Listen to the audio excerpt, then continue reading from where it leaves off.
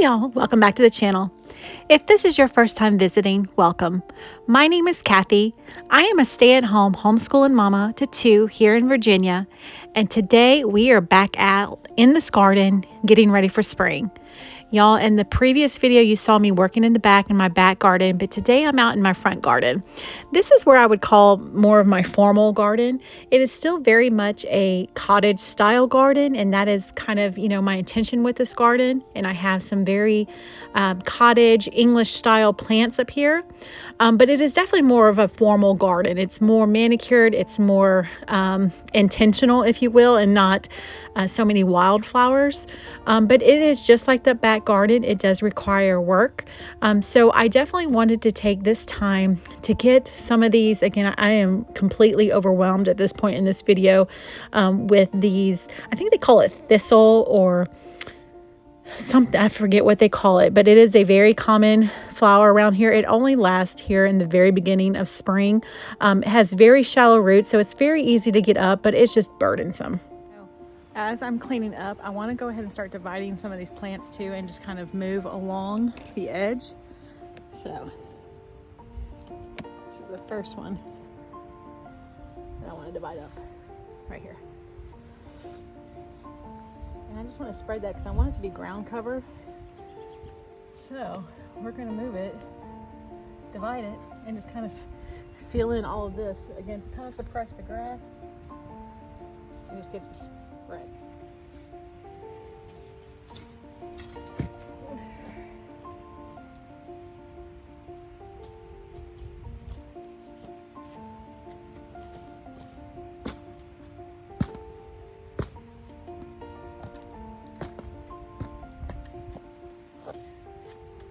So I believe I mentioned it in the previous video, but we purchased this house 4 years ago. And when I first purchased the house, I only purchased brand new, intentionally, 3 plants. 2 of them were the huge limelight hydrangeas in the back of the house that you guys saw in the previous video. And then I also bought these knockout rose trees here. Everything else, y'all, I have purchased from the Lowe's clearance rack. I am a rescue plant mama. In fact, at the very end of this video, I'm editing right now and I wanted to share with you guys in advance in the voiceover, but I actually have already started buying plants this year. I bought 8 new plants this year. Again, I rescue them from the clearance rack at Lowe's. And y'all, I have honestly bought probably well over 100 plants at this point in the last 4 years. And I've only had one that did not make it, that truly died. So I have a very, very good results with that, and that is how I have created these cottage gardens. And now I'm at the point, so this is the 4th year. Most plants, about 3 years is when you can start to divide them. So I'm at that point. Last year I started it, but this year is where I'm also able to divide some more plants. So I absolutely have created this garden by dividing plants. And at first I was very intimidated by that concept. And you're going to see me in here working the shovel, y'all, and it can be intimidating. I know a lot of people are very afraid to get in there and start digging up their plants because it is an investment. It is something that you are spending your money on, and you're thinking, oh my goodness, am I going to kill this plant? Y'all, I'm going to be very honest with you. It's very hard to kill most perennials. I mean, you can really, you can really get in there and feel pretty safe that you're not going to harm your plant. So absolutely divide your plants up, move them around. But that is how I have created this full garden bed, is by moving them and transplanting them.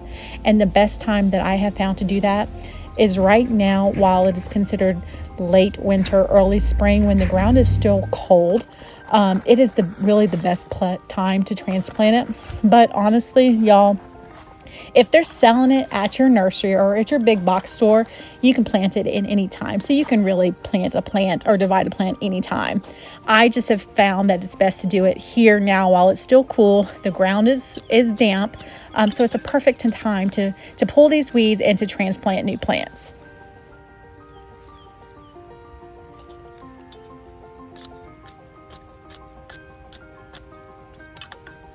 And you're going to see several times during this video, as I'm doing this, I am cleaning up the bed, but I'm also looking to see where there are spaces.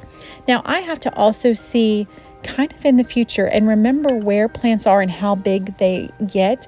So just like in my previous decorating videos, when I am planting my garden, I like to use the odd numbers. So I like to plant in bunches of threes. For example, I have coneflowers, I have daisies in this bed.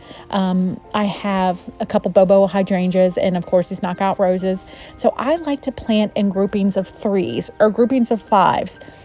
So when I'm going down this bed and cleaning it up, you saw me just a little bit ago, I'm going to go ahead and dig some holes that I just kind of dig them in advance so I know when I divide one of these plants up that I can move it there.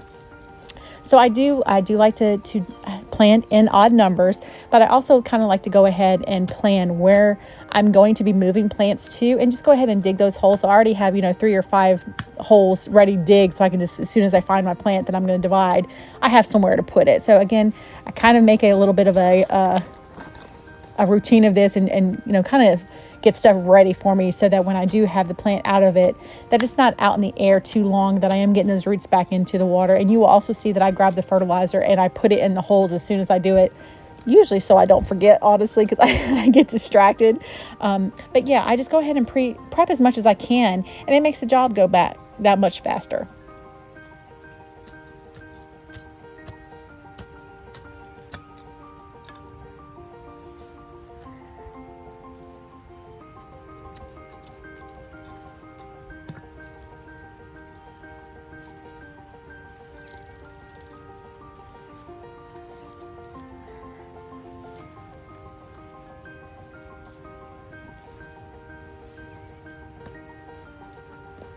Y'all, when we first bought this house, this front garden bed actually only was extended to just right here past the steps, right basically by that first beam. So it was a very short bed. So we have extended this bed not only to the second staircase, but also around the house. But you will notice, so this property that we live on was actually all farmland. So it is completely covered with, I guess they're called field stones. At least that's what I call them. If it's called something else and you guys know, please put it in the comments, because that's what I've always called them. But I call them field stones. So they are all over our property. And you will hear it sometimes when I'm digging. I hit these stones so often in this ground. So that's also what I use to create the border of these beds. And you can see I have a couple of the big, I call them boulders, but they're really not boulders, but they are very large rocks that I use as accent pieces within the garden beds. But guys, those were all in the ground that we have dug up. But I think they're beautiful. Again, I'm going for that cottage style, so I love the natural look. I know right now it's very hard to see the edge of our gardens just because of, again, the weeds and everything that we are trying to control right now. But I absolutely love leaving those natural elements in a cottage garden. I think that is absolutely part of it. It adds to it, and I think it's beautiful. But these beds, y'all, it has been a challenge with not having original garden beds here. So we had to create the soil, which was it's been compost and mulch and creating it. And now I've honestly got it to where it is a very usable and wonderful garden beds here.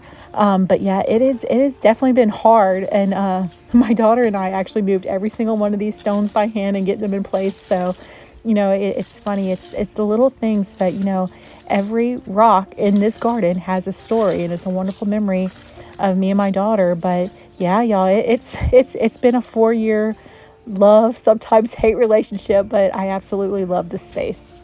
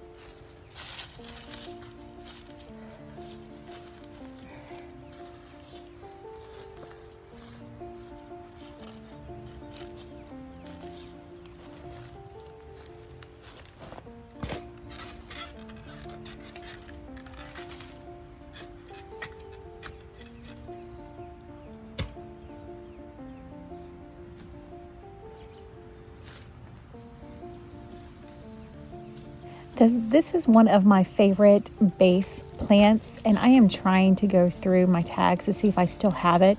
I know it's called chocolate something, but it has the most beautiful, dark, almost brownie red leaves on it, and then it's got the most gorgeous purple flowers. And I'm going to insert a picture of it from last year in here for you guys to see.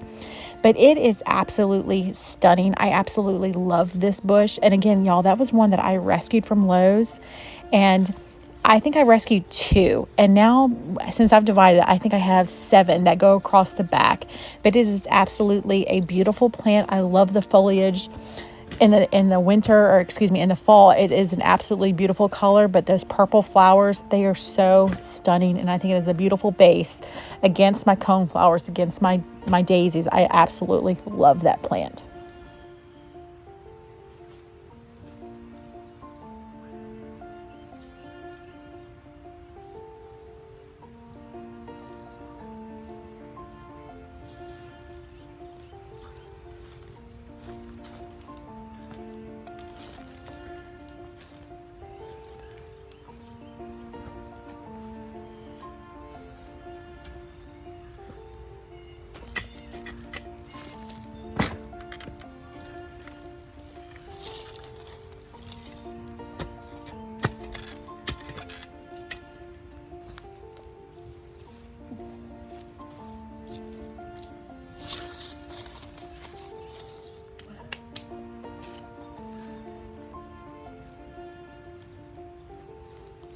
All right, y'all, I am going to show you my gardening must-have tool that I use, that I personally purchased off of Amazon, and I want to share it with you guys today. This is Grandpa's weeder. It is the single-hand most important garden tool that I own, and it makes weeding my garden an absolute ease. One of the things that I really like about this, y'all, is its original design is from 1913. They have not changed it. It is the same tool that they have used, and it works, y'all. And if you guys know, if you have dandelions like this in your house or in your garden, they are a beast because they have these very long tubular weeds that could be 12 inches long, and you have to get that whole bad boy. Y'all, look at this. It gets the whole thing. I absolutely love this tool. I have it linked in the description below. I cannot recommend it enough.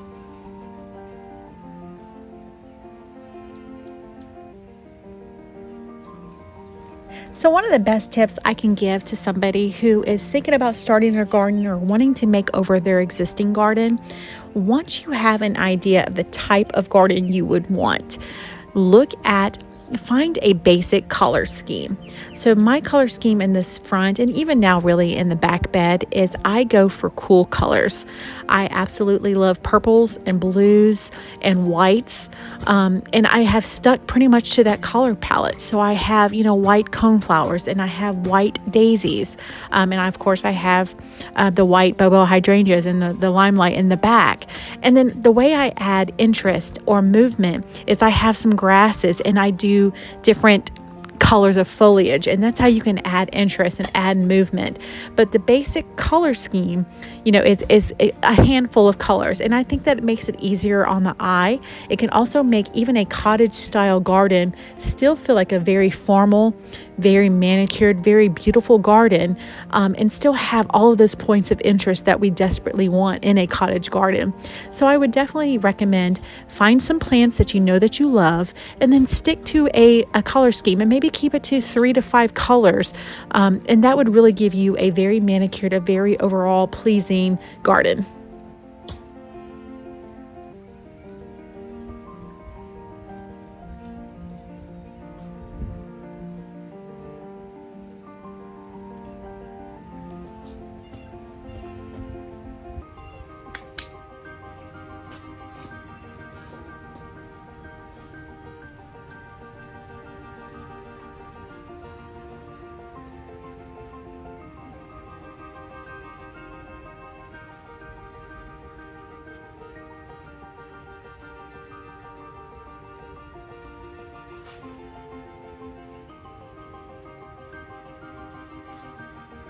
what I have really been focusing on the end of last year and really even this spring as I've been purchasing plants is I'm looking for ground cover items. So eventually, once you have mulched for several years in a row, you should get to the point where you don't really have to add that much mulch to your flower beds. And I'm trying to really get to more of a natural protecting for my beds, and that would be using ground covers and using a lot of the things that you've seen me move in today are like sedums or creeping thyme or things that only get to be 2 or 3 inches, but they spread. Those are fantastic naturalization ground covers, absolutely wonderful for protecting your plants, and they only require usually they only get to be about 2 inches tall, and they have a spread, but they also help create natural mulch for your beds, and things like creeping thyme. They have an absolutely gorgeous foliage. They're a darker green color, but they have a beautiful citrus smell. So that's another way that you can add interest to your garden, and it's beautiful.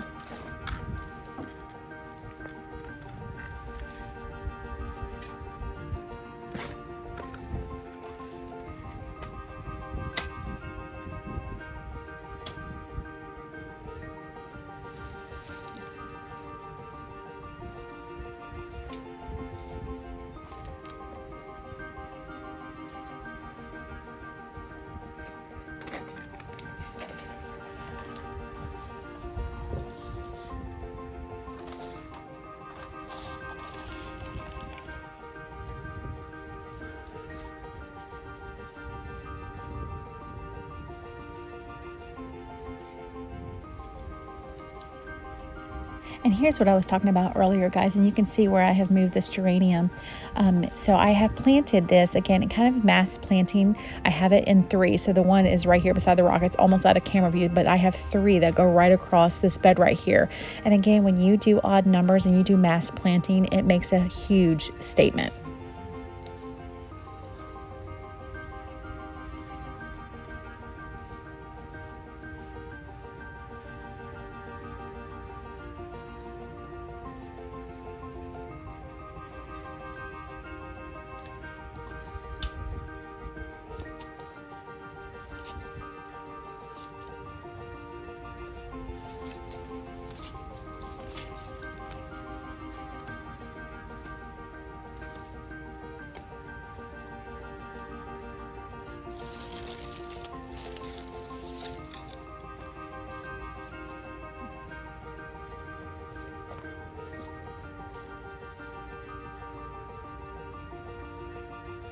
All right, here is another very important step anytime you're transplanting, and it doesn't matter if you're dividing your existing plants or if you're purchasing new plants from the store or the big box store.